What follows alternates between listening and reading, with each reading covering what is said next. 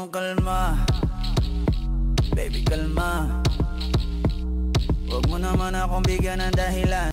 So ayun mo utak, may humamon sa atin, Kalma Dance Challenge sa mall daw natin gawin. Ano kala nyo, hindi ko kaya? Ano kayo? Hello?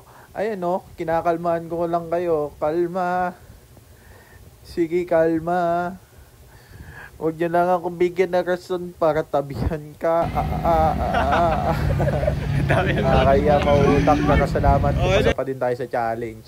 Ayun, kitang-kita nyo naman, may sumisilip pa sa atin, may nanonood pa talaga. At nakakahiya talaga mautak kasi napakadaming dumadaan.